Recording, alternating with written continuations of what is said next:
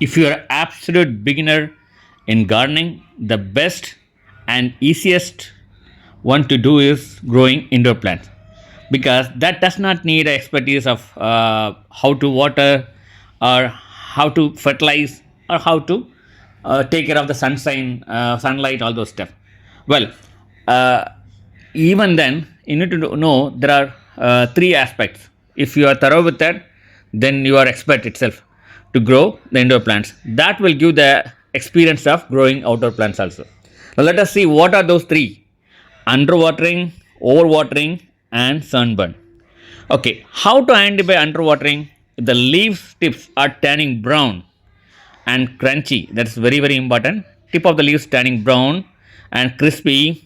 This is because absolutely the reason the soil become too dry between the watering. The between the watering in the sense like when you water one time and when you water the other time. So this is the time duration in between, that's between the watering. So this is just not necessary to happen very continuously. You do underwatering. It could be a reason for just one time. If you do not water properly, means like the underwatering happened in just one time. Also, this could happen. So that's the thing. Now, what are other signs? The leaf, as I said, the first one is tip will be brown, leaves will be dropping up, and the whole plant will be wilting. This is a sign of underwatering. Well, it's okay to underwater some, not sometime and most of the time, because if you overwater, there are chance that even the plant will die. Underwater slowly you will learn, and you will allowing the plant to learn the natural instinct of in the natural way to become sustainable. It will go through the phase of whatever you are. If you are not doing it carefully, still it will recover after giving a sufficient water. Now the next thing is overwatering. If you are noticing the brown patches all over the leaves, this is the pure sign of overwatering. Okay. Now one important thing in underwatering, the tip of the leaf, when you're turning brown, you need to prune it. That's very very important thing, because it's not going to turn green. So if you have to prune it, then that's called tip pruning. I explained it before. I'll share the links also, like tip pruning and how to prune it also. That is the thing. If you go through, you will understand how to do that. So then it will get back the new leaves, or even the leaves will recover fast. So then coming to overwatering, all over the leaves will be turning a little bit of brown patches. Now, how to it doesn't here very very important. The overwatering will not happen just once. It's a process of you are doing it multiple times. So this is basically you are giving a moisture stress and suffocating the roots. This is I would say it's a big sin, because you are literally going to kill the plant.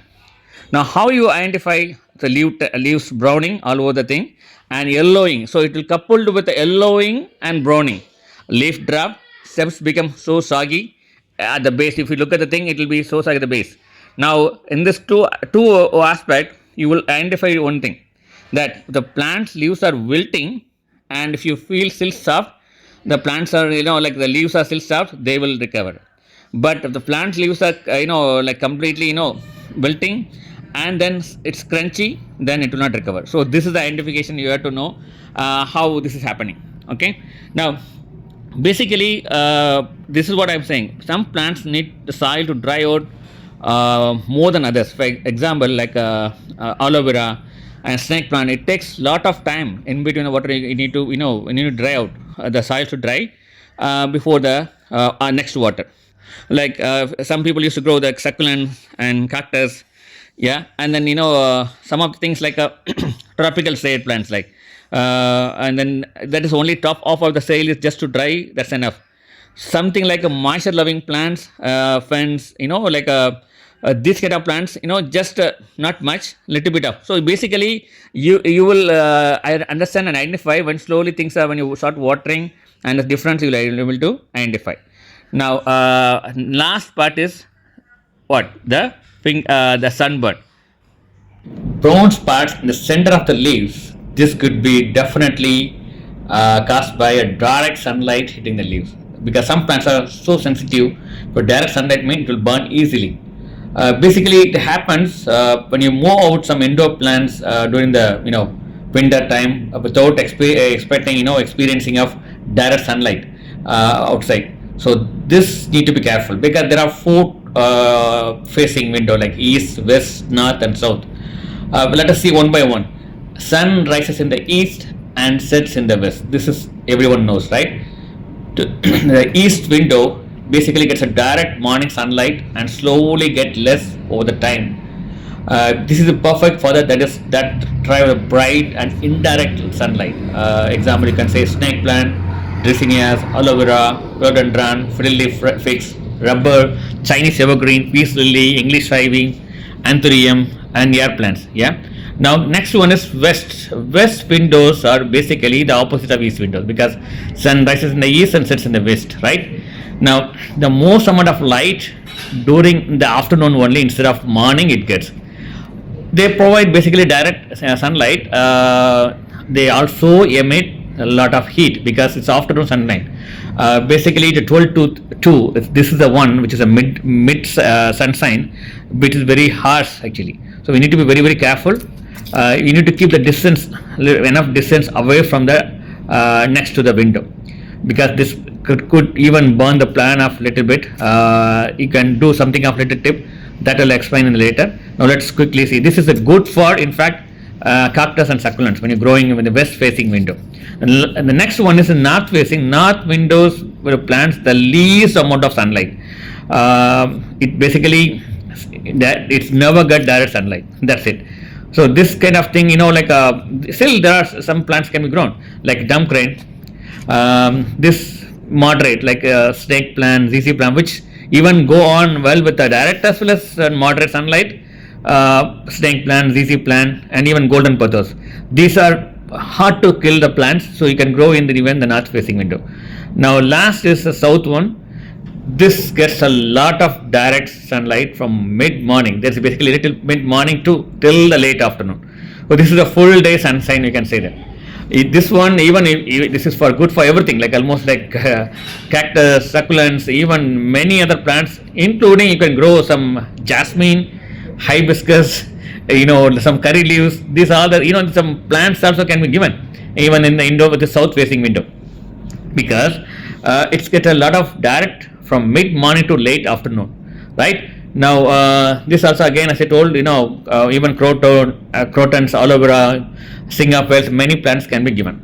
Now you have seen all the facing windows, east, west, north, and south. Let us see how to avoid that overwatering as well as some little bit of care.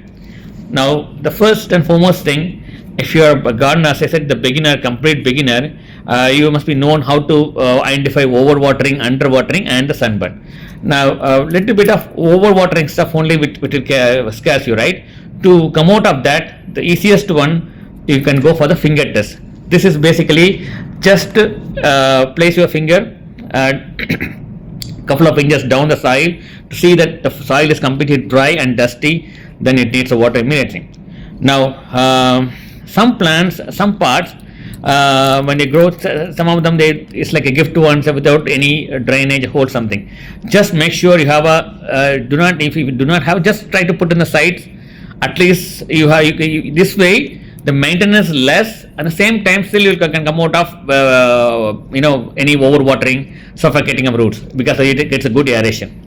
Last one is very important stuff, aerating the soil. Even whether you have a good drainage and everything, if you aerate the soil, that's very important. It will make roots to breathe.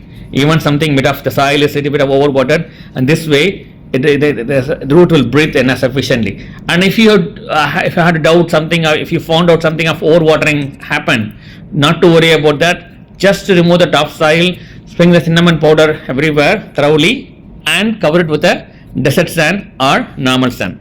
This way, the cinnamon powder will take care of everything. The extra moisture, another thing, all it will make sure it's correctly taken care, and it will recover the plant which is going through the moisture stress. It will come out quickly. Now the other stuff we need to care about actually, when you have the sunlight, as we've seen, make sure if you are growing the indoor plant, somebody using like a curtains or some blinds. So this one, what will happen, particularly like south facing window, which is a direct late sunshine is coming, This will definitely give a good relief because sunlight will penetrate and it will provide the energy to the plants. But the filter, it will definitely reduce the power of the sunshine. Once the heat is basically passed in the evening, you can open the blinds or curtain back, then it will get the thing. And as I said, south facing, which is a little bit of more of a what to say, bit come, which is because it gets afternoon to morning to till late evening. And the whole day sunshine. The afternoon sunshine is little bit not little bit more harsh actually. So to avoid to protect from there, you need to make sure you can many way. That's a filter sunlight, and some of the parts if you have a double potting, this will reduce the temperature a little bit to the plant because they know the roots, particularly the indoor plant roots should not get more hot within the plastic part. Whereas you are putting more of a direct sunshine exposure and keeping near to the south facing window in that way. So double potting will help a lot.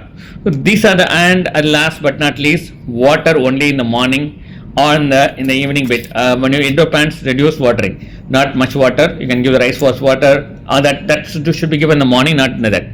And just see that having all the facilities of the window, if you have some plant outside your window, big plant, some building, then there is less sunshine, then you can decide accordingly. So basically these are the easiest thing, and that all the tips being covered here so that you can grow everything so nice.